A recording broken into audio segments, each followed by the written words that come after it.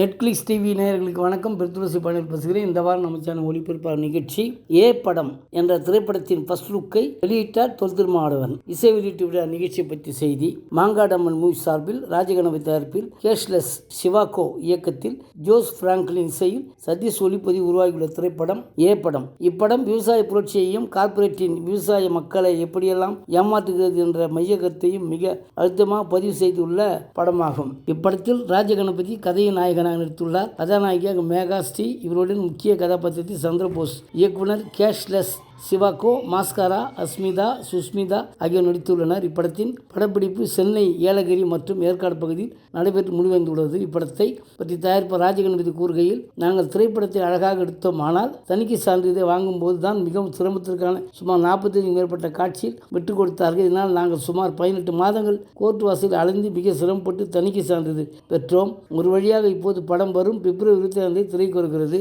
இப்படத்தில் நான் அம்பேத்கர் வேடத்தில் நடித்துள்ளேன். இந்த சமுதாயத்தில் நிலவும் அவலங்களை அம்பேத்கர் பேசுவது போல் பேசி நடிப்பது எனக்கு மகிழ்ச்சியாக இருந்தது.